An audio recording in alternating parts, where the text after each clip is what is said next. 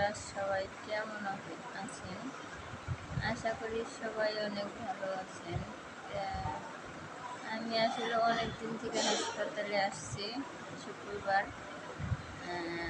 শুক্রবারে এসে বলতেছি, শুক্রবারের রাতের 1টা বাজে অপারেশন রুমে নিচে, 3টা বাজে বের করছে। ওই দিন থেকে আমি হাসপাতালে আসছি।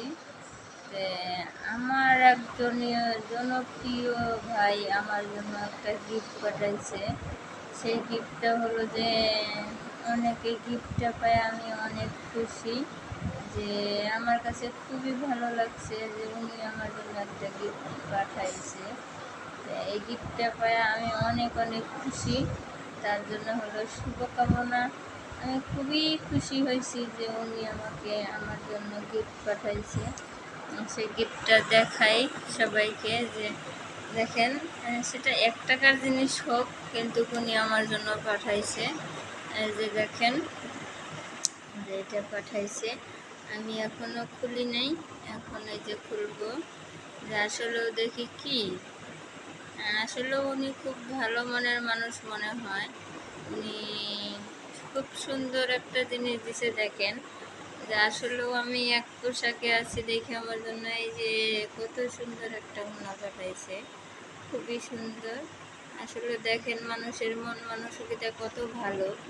যে আমি এতদিন ধরে হাসপাতালে আছি, এই জন্য আমার জন্য গিফটটা পাঠাইছে। দেখেন, ওড়না পাঠাইছে, খুবই একটা ভালো কালার। তা ওনার জন্য সবাই দোয়া করবেন, উনি যেন ভালো থাকে। ওনার মন মানসিকতা এতই ভালো যে দেখেন কীভাবে কী কষ্ট করে উনি আমাকে আমার জন্য এই গিফটটা নিয়ে আসছে, তাহলে পাঠাইছে। খুবই মন মানসিকতা যেহেতু খারাপ হইতো, তাহলে কি এটা পাঠাইতো। তো ওনার জন্য শুভকামনা। আর আবারও বলছি, ওনাকে অনেক অনেক ধন্যবাদ। আমি আসলে এই গিফট পাই অনেক খুশি। যে আসলে ভাষায় প্রকাশ করতে পারতেছি না যে আমি কিভাবে ওনাকে ধন্যবাদ জানাবো। আমি শুক্রবার থেকে আমি এই পোশাকেই আছি, যেহেতু উনি আমার জন্য এই ইয়েটা পাঠাইছে। অবশ্যই আমি অনেক খুশি। ওনার জন্য সবাই দোয়া করবেন, ওনার মন মানসিকতা যেন এরকমই থাকে। খুবই ভালো একটা কালার পাঠাইছে, আমি করবো। দেখেন কালারটা খুবই সুন্দর। এই যে দেখছেন কত বড়, সুন্দর একটা কালার।